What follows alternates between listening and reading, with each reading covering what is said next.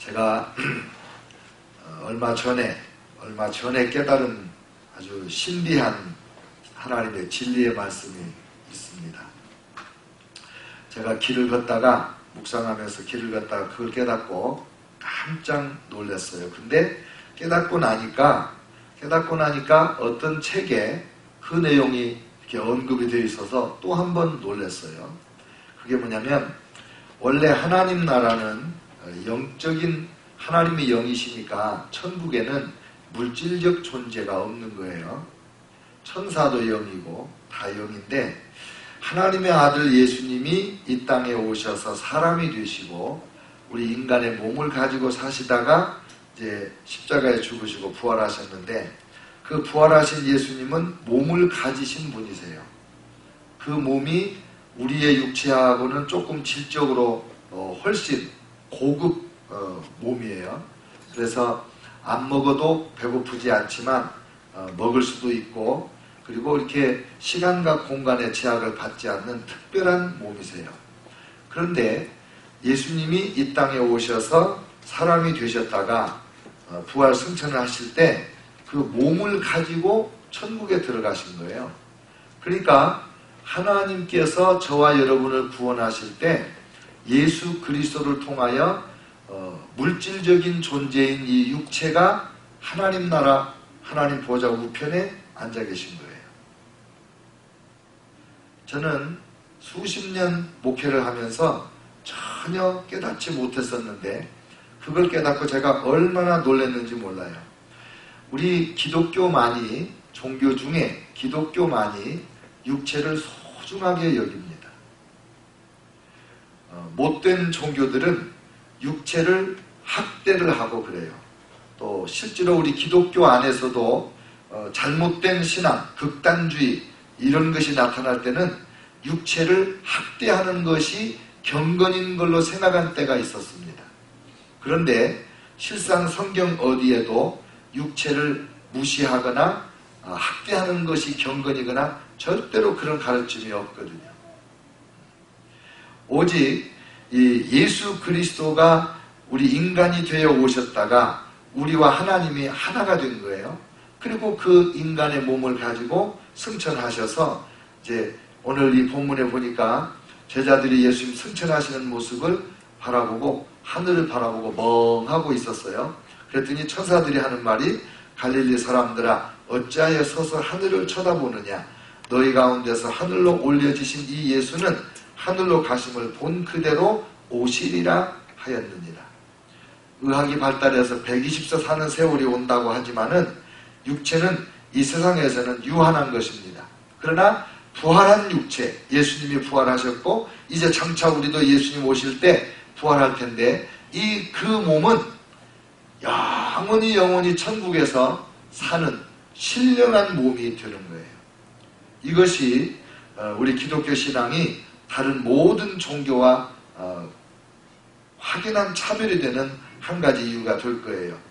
예수님께서 이제 승천하시면서 우리 보고 명령하시고 당부하신 게 뭐냐면 성령을 받으라는 거예요.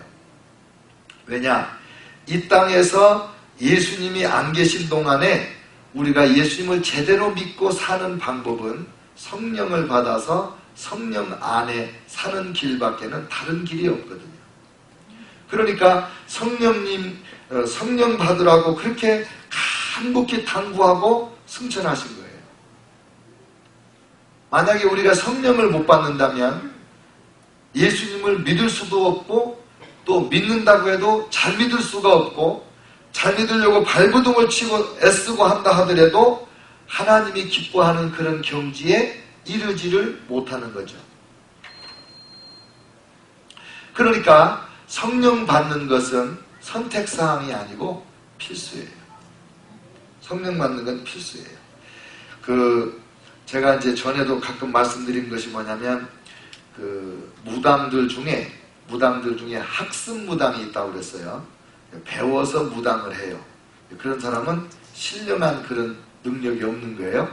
근데 이 내림굿을 해가지고 진짜 귀신을 받은 그런 무당이 있어요.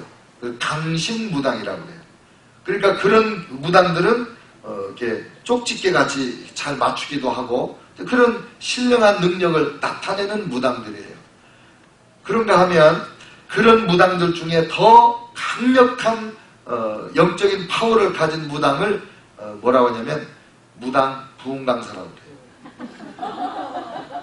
모르세요? 이 무당들이 1년에 한 번씩 그 큰 무당한테 가서 내림굿을 다시 부흥회를 하고 와요. 그런 무당들이 여러분이 소문에 들은 대로 이 작두날에 펄짝펄짝 뛰면서 춤을 춘다거나 그러는 무당들을 무당 부흥강사라고 그래요. 그 사람들은 이제 큰 무당이라고 그래요. 큰 무당이라고. 우리 목회자들도 그래요. 그냥 배운 대로만 목회하는 목사님이 있어요. 그런가 하면 성령 받은 목사님이 있고 목사님들이 성령 받게 하고 성도들이 성령 받게 하는 정말 큰 목사님이 있어요. 영적으로. 그러니까 이 목회자만 이렇게 또 무당만 이런 그 수준으로 구분하는 게 아니라 우리 성도들도 마찬가지예요. 성도들도. 요한복음 10장 10절에 보면은 도적이 오는 것은 도적질하고 죽이고 멸망시키려는 것뿐이요. 내가 온 것은 예수님 말씀이니까 예수님이 오신 것은 양으로 생명을 얻게 하고 더 풍성히 얻게 하려 한다 그랬잖아요. 그러니까 우리 성도들, 교인들 가운데 교회를 나오지만 아직 생명을 못 얻은 사람도 있고 이제 예수님을 영접했어요. 그래서 생명을 얻은 사람이 있어요. 겨우 생명을 얻었지만 아직 그 생명의 능력을 맛보지 못하는 사람들이 있어요. 초신자들 가운데. 그러나 이제 생명을 누리는 사람이 있는가 하면 그 생명을 풍성히 누리는 그런 삶을 사는 성도들이 있는 거예요. 그러니까 예수님의 머릿속에는 저와 여러분을 이렇게 보실 때 저 아무개 집사가 정말 성령 안에서 풍성한 하나님의 생명을 누리고 사는가, 아니면 그냥 생명을 누리고 사는가, 아니면 그냥 겨우 구원받기만 했지 전혀 구원받은 사람답지 않은 그런 옛사람과 별 구분이 안 가는 그런 삶을 사는가. 우리 주님께서 늘 그걸 구분하고 계신다고요. 그래서 우리 교회가 신앙생활을 잘하게 하고 성도들을 섬겨서 양육하고 훈련하고 예배 많이 오게 하고 기도하자고 그러고 이런 이유들이 뭐냐면 안 믿는 사람은 믿게 하고 믿는 사람은 더 잘 믿게 하고 성령 세례 받게 하고 성령 충만 받게 하고 성령의 기름 부으심 받게 하고 그것이 교회 생활이고 그것이 목표거든요. 그래서 우리 구역장님들께서도 자기 구역 식구들을 분별할 수 있으면 좋겠어요. 우리 이 아무개 구역 식구는 지금 예수님을 믿기는 믿는데 아직 성령 충만을 못 받았구나. 예수님을 사랑하긴 하는데 예수님의 사랑에 막 눈물이 쏙 빠지게 감격하는 그 수준에 아직 못 갔구나. 어떻게 하면 그걸 도와줄까? 이런 영적 진단을 할 수 있으면 좋겠어요. 그래서 맞춤 돌봄을 하는 거 아니에요. 맞춤 돌봄. 구원 못 받은 사람에게는 예수님 영접하도록 목회적 돌봄을 주고, 구원을 받았지만 아직도 어린아이와 같아서 고기나 단단한 음식을 못 먹고 그저 우유나 먹는 그런 어린아이 신앙이라면 거기에 맞는 위로와 격려를 하고 그렇게 살아야 되겠지요. 그렇게 해야 교회 성도들이 바르게 자라지 않겠어요? 근데 왜 우리가 성령을 받아야 되냐면 예수님의 삶을 보면 예수님이 행하신 모든 일이 성령이 하신 일이에요. 옛날에는 예수님이 기적을 행한 것을 신학자들이 불과 1950년대까지만 해도 이 신학자들이 어떻게 생각했냐면 예수님은 하나님이기 때문에 이렇게 귀신을 쫓을 때, 병을 고칠 때, 안진병을 일으킬 때 잠잠하라 그래가지고 물을 파도로 잠잠하게 할 때 이럴 때는 하나님의 능력을 나타내는 거라고 그랬어요. 그리고 매 맞을 때, 욕을 먹을 때, 죽을까봐 도망 다니실 때 이럴 때는 인간 예수의 모습이 나타난다. 그렇게 가르쳤어요.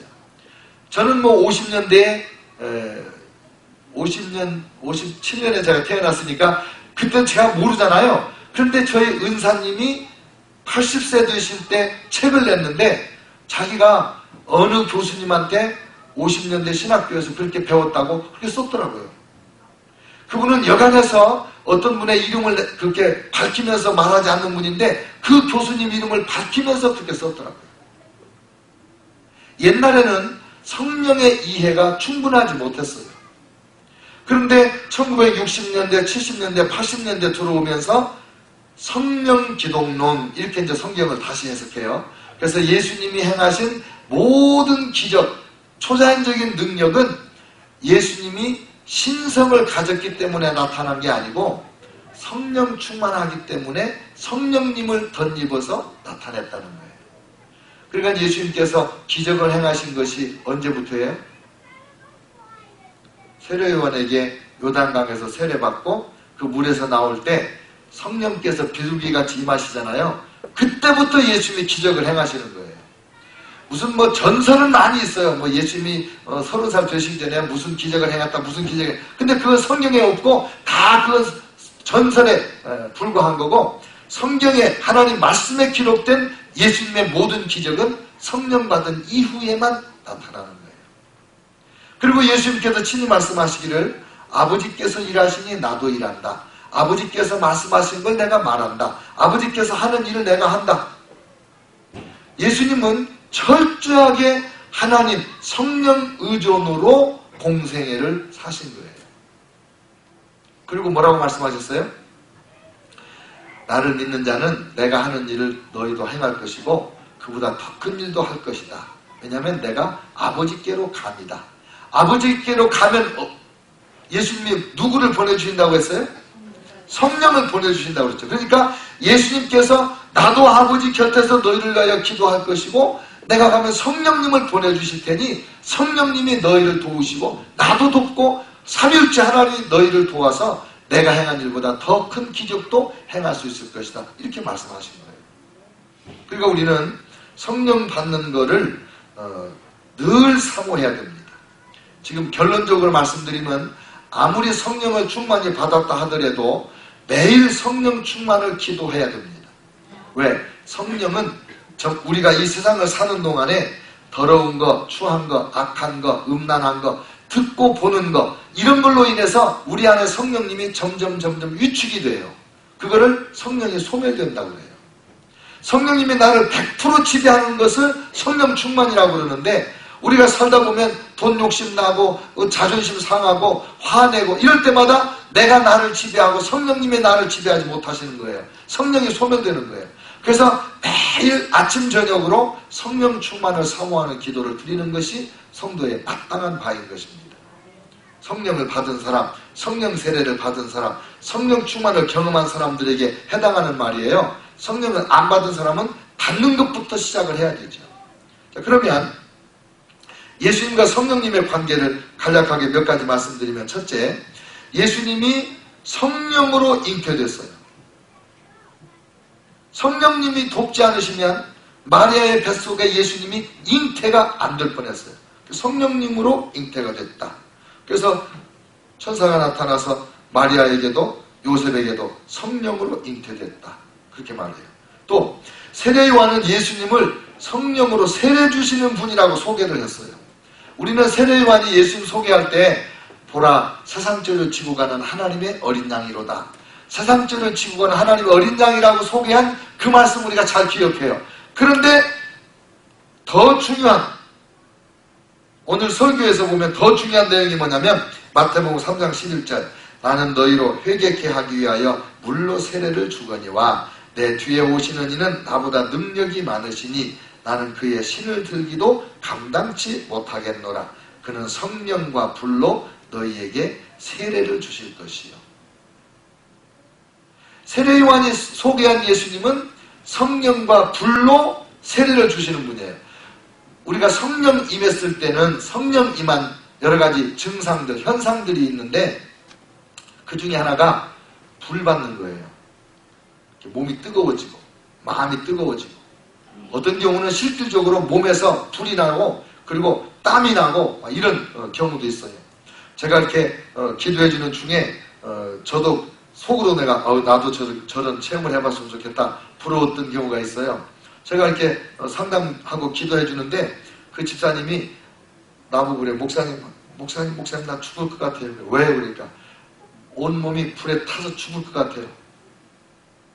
성령의 불이 임해가지고 죽을 것 같대. 그러면 나보고 목사님 나 좀 살려주세요. 그래. 그 제가 하나님 우리 집사님 죽을 것 같다 그러니까 성령의 불이 좀 덜 뜨겁게 해주세요. 그렇게 기도하면서 내 마음속으로 야 나도 저렇게 좀 불 좀 받아봤으면 좋겠다. 그런 생각을 했다니까요. 성령이 임하시면 여러 가지 현상이 나타나는데 이 불 임한다고요. 불. 그 다음에 세례 요한에게 세례를 받으실 때 아까 말씀드린 것처럼 예수님이 이제 성령 충만함을 받으셨어요. 그리고 그때부터 성령의 이끌림으로 예수님이 광야에 가서 시험도 받으시고 성령에 이끌려서 예수님이 성령이 하시는 일을 보고 앉은 맹이도 일으키고 성령께서 하시는 걸 보고 문둥병자도 깨끗하게 하고 심지어는 죽은 자도 일으키고 이게 성령이 하시는 일을 예수님이 그대로 따라가서 하시는 거예요. 성령님은 우리 눈에 안 보이죠. 예수님은 몸을 입고 오신 하나님이니까 그 예수님이 눈에 보이는 예수님이 보이지 않는 성령님이 하시는 일을 그대로 따라가신 거거든요. 그러니까 우리도 예수님이 그래서 성령 받으라고 하셨고 그래서 우리가 이제 성령 받으면 우리도 성령의 음성을 듣고 성령님이 행하시는 것을 보고 성령님이 시키는 것을 순종해서 일할 때 예수님같이 병도 고칠 수 있고 귀신도 쫓아낼 수 있고 모든 일을 할 수 있는 그런 역사가 일어나는 거예요. 그러니까 예수님은 이제 성령으로 잉태되고 성령의 능력을 받아 일하고 성령 안에서 사신 분인 것을 알았잖아요. 근데 예수님은 성령님을 어떻게 여기셨느냐? 예수님은요, 성령님을 자기보다 훨씬 더 높이셨어요. 자기보다. 마태복음 12장 32절에 보면은 성령 회방죄라는 말이 나와요. 그러므로 내가 너희에게 이르노니 사람의 모든 죄와 회방은 사하심을 얻되 성령을 회방하는 것은 사하심을 얻지 못하겠고. 예수님에게 이런 말 저런 말을 한 것은 용서를 해주시겠다는 거예요. 근데 성령님을 회방하고 모욕하는 것은 용서가 안 된다는 거예요. 마태복음 12장 32절에 계속 이어서 이렇게 말해요. 또 누구든지 말로 인자를 거역하면 사하심을 얻되 누구든지 말로 성령을 거역하면 이 세상과 오는 세상에서도 용서받지 못해요. 사하심을 얻지 못합니다. 성령님을 더 많이 높여요. 마가복음 3장 29절 누구든지 성령을 회방하는 자는 사하심을 영원히 얻지 못하고 영원한 죄에 처하느니라 하시니. 왜 이렇게 성령님을 높이시겠어요? 성령님으로만 우리가 하나님을 알 수 있고 성령님이 돕지 않으시면 예수님을 주님이라고 신앙 고백을 할 수가 없어요. 그래서 성령 충만하면 성령님께서 예수님을 절대적으로 더 잘 믿게 되는 거예요. 성령이 소멸되면 예수님을 믿는 믿음이 식어요. 예수님은 성령님을 높이고 성령님은 예수님을 높이고. 지난번에 삼위일체 하나님의 사랑을 얘기했잖아요. 삼위일체 안에서 절대적으로 서로를 높이고 서로를 인정하고 서로를 칭찬하고 그 사랑이 넘쳐 흘러서 우리에게 왔다고. 그 사랑을 우리가 받아서 사랑하는 거라고 그랬잖아요. 지금 그 실예를 소개를 드리는 거예요. 그 다음에 성령께서 환난 중에 우리를 도와주신다고 예수님이 말씀을 하셨습니다. 사람들이 너희를 끌어다가 넘겨줄 때에 무슨 말을 할까 미리 염려치 말고 무엇이든지 그 시에 너희에게 주시는 그 말을 하라. 말하는 이는 너희가 아니요 성령이시니라. 우리는 환난을 당하면서 이런 체험을 해보진 못했어요. 주님을 위해서 환난당한 일이 없잖아요. 아직까지는. 그런데 주님을 섬기면서 정말 난처할 때 어떻게 말해야 될지 모를 때 그럴 때 성령께서 내 입을 통해서 말씀하시는 그런 경우를 종종 경험하잖아요. 여러분도 이렇게 누구랑 대화할 때 상담할 때 여러분이 말을 하면서 내가 왜 이렇게 똑똑한 말을 하지? 내가 이렇게 훌륭한 말을 하지? 진짜 은혜가 되네? 내가 말하면서 내가 은혜 받는 그런 체험 해본 적이 있으세요? 성령께서 나를 사용하셔서 성령의 음성을 들려주시는 거예요. 그러니까 답답할 때 뭔 말을 해야 될지 모를 때 그냥 주여 주여 그리고 가요. 주여 뭐라고 말할까요? 성령께서 말씀하십니다. 그 다음에 예수님이 이제 성령을 받으라고 말씀하시면서 성령님을 소개했는데 뭐라고 했냐면 요한복음 14장 26절 보혜사 곧 아버지께서 내 이름으로 보내실 성령 그가 너희에게 모든 것을 가르치시고 내가 너희에게 말한 모든 것을 생각나게 하시리라 그랬습니다. 생각나게 하시리라. 우리가 성경을 열심히 읽어요. 그런데 그 성경을 열심히 읽으면 읽을 때 아무것도 못 깨닫는 사람이 많잖아요. 근데 어느 날 갑자기 성경 한 구절이 딱 떠오르면서 깨달아지는 거예요. 내가 고민하던 문제에 대한 답이 되는 거예요. 누가 그렇게 한다고요? 성령께서 하시는 거예요. 성령께서. 그러니까 예수님은 그 성령님의 도우심을 무수히 받으면서 사역을 하신 거예요. 그런데 우리에게 이제 그 성령님 의지하라는 거죠. 요한복음 16장 13절 그러하나 진리의 성령이 오시면 그가 너희를 모든 진리 가운데로 인도하시리니 그가 자유로 말하지 않고 오직 듣는 것을 말하시며 장래 일을 너희에게 알리시리라. 성령 받는 것을 그냥 아이고 뭐 목사님이나 성령 충만하시면 되지 나는 뭐 그냥 설교만 듣고 아닙니다. 우리 모두가 성령 받아야 되고 우리 모두가 성령 충만을 받아야 되고 우리 교인들 중에 성령 세례 못 받은 사람은 반드시 성령 세례 받도록 우리가 기도합니다. 성령 세례 못 받아야 됩니다. 그 다음에 성령을 왜 받아야 되냐? 예수님이 주시겠다고 약속했으니까 받아야 되고 받으라고 명령했으니까 받아야죠. 예수님을 믿는다고 하면서 성령 세례, 성령 충만 안 받으면 예수님에게 불순종하는 것이 되잖아요. 오늘 이 시대에 성령 받지 못한 사람들로 인하여 교회가 어려운 거예요. 성령 받지 못해놓고도 교회에서 자꾸 목소리를 내기 때문에 교회가 성령의 뜻대로 안 가고 세상의 뜻대로 흔들리는 거예요. 그래서 우리가 신앙생활을 하면서 성령 충만하신 분을 귀하게 여기고 그분을 따라가야지 성령 충만하지 않고 목소리만 큰 분을 따라갔다가는 큰일 나는 거예요. 그래서 우리가 사도행전을 지금 금요일날마다 이렇게 설교를 하면서 유일한 목적이 뭐겠어요? 성령 충만하는 거예요. 모두가 성령 받고 성령 충만하고 성령 기름 부음 받고 그렇게 사는 것이 목적인 거예요. 제가 종종 설명했는데 기억하시는지 모르겠어요. 성령을 받는 것과 성령 세례를 받는 것과 성령 충만을 받는 것 그리고 성령의 기름 부으심을 받는 게 이게 성령 받는 수준 단계예요. 단계. 누구든지 성령으로 말미암지 않고는 예수를 주라 할 자가 없다 그랬습니다. 그러니까 예수님이 나의 주님이십니다 이렇게 고백한 사람은 성령을 받은 사람이에요. 그런데 성령 받아서 예수님을 믿는다고 고백을 했는데도 옛사람을 벗지 못했어요.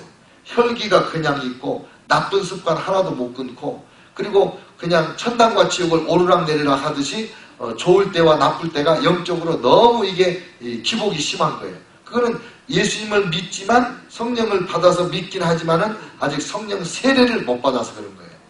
성령 세례는 예수 믿는 사람들이 어느 날 성령께 완전히 사로잡혀서 내 죄를 철저히 회개하고 성령님의 나를 100% 지배하는 첫 번째 경험을 성령 세례라고 그래요. 그때가 되면 방언을 하는 경우도 있고 아까 같이 온몸에 불이 임해가지고 온몸이 뜨거운 체험을 하는 경우도 있고 어떤 경우는 몸이 떨리는 진동을 경험하기도 하고 어떤 경우는 입신을 하기도 하고 어떤 경우는 아무 이런 물리적인 변화는 없는데 심적으로 완전히 새 사람이 되는 그런 변화를 경험합니다. 그게 성령 세례예요. 성령 세례는 일생에 단 한 번입니다. 꼭 성령 세례를 받으셔야 돼요. 근데 성령 세례를 받았지만 아까 말씀드린 것처럼 살다가 성령이 자꾸 소멸이 돼요. 자꾸 내가 나와요. 죽어야 되는 내가 살아나오는 거예요. 그러면 성령님은 젠틀하신 분이기 때문에 나하고 싸우질 않아요. 성령님은 내 안에서 의정이를 성령님도 지배하려고 그러고 의정이도 자기 마음대로 살려고 그러고 그럼 성령님하고 의정이하고 이렇게 대결할 것 같잖아요. 성령님은 절대로 그러지 않으세요. 성령님은 젠틀한 분이세요. 온유한 분이세요. 그래서 누구든지 성령님을 데려가면 성령님은 스스로 잠잠하시고 말씀을 안 하세요. 그러면 내 안에 거룩함이 사라지고 기쁨이 소멸되고 능력이 소멸되고 옛사람이 다시 나오게 되고 그렇게 되죠. 그래서 다시 하나님 앞에 통해 자복하면서 사모하는 마음으로 엎드려 기도하면서 하나님 앞에 몸부림을 치면 다시 한번 그 성령 세례 처음 받았던 그 경지로 회복되는 것을 성령 충만이라고 그래요. 성령 충만은 계속적으로 반복적으로 일어나는 거예요. 부흥회를 왜 하냐면요, 성령 세례를 못 받은 사람은 성령 세례 받도록, 성령 세례 받았다가 소멸된 사람은 성령의 재충만을 받도록 부흥회 하는 거예요. 이번 부흥회 때 성령 세례 받은 분이 있는지, 이번 부흥회 때 성령 충만을 받으신 분이 있는지 그게 궁금해요. 부흥회 시간에만 좋고 그 다음에는 아무 변화가 없다, 그러면 성령 충만 못 받은 거예요. 성령 충만을 받으면 그 성령 안에서 성령님의 나를 주장하시는 거니까 기도하게 되고 찬양하게 되고 예배를 더 사모하게 되고 말씀을 가까이 하게 되고 이런 변화가 일어나요. 내가 생각해도 기특할 만큼 내가 거룩해져요. 신령한 모습으로 바뀌어지는 거예요. 성령 충만. 그 성령 충만은 계속 반복되는 거죠. 그리고 이제 한 가지 더 있어요. 성령의 기름 부으심. 성령의 기름 부으심은 성령 충만 받은 사람에게 하나님께서 사명으로 능력을 부여해 주시는 거예요. 재능을 부여해 주시는 거예요. 그래서 설교하는 목사님이 성령 충만 받은 다음에 기름 부음을 받으면 설교의 말씀이 훨씬 더 쉬우면서도 그 오묘한 진리를 깨달아지고 듣는 분들이 잘 알아듣고, 그게 가르침의 은사가 부어지는 성령의 기름 부음이에요. 능력의 기름 부음이 있어요. 여러분, 우리가 성령 받으면요, 성령 세례 받으면 병도 고칠 수 있고 귀신도 쫓고 다 할 수 있어요. 그런데 성령의 기름 부음을 받으시면 그 중에 어떤 한 가지의 기름 부음이 임하면 그것이 아주 탁월하게 사역으로 나타나는 거예요. 그래서 기름 부음이 필요한 거예요. 기름 부음. 여러분, 저와 여러분이 이 금요일 날마다 성령 대망 기도에 나와서 말씀 듣고 찬양하고 함께 기도하는데 유일한 목적이 뭐예요? 성령 충만이에요. 성령 충만. 철저하게 회개하고 철저하게 하나님 앞에 복종하고 순종하고. 여러분, 우리가 회개하라고 그러면 내가 무슨 도둑질을 했나? 내가 나쁜 짓을 했나? 이렇게 생각하는데, 여러분, 적어도 금요일에 나오는 수준이라면 그 수준은 벌써 지나간 거 아니겠어요? 성령 충만 받지 못하는 회개할 것이 뭐냐? 하나님의 말씀을 내가 순종하지 아니함. 하라고 한 것을 안 한 것. 하지 말라고 한 것을 한 거는 별로 많지 않아요. 하라고 한 것을 안 한 것.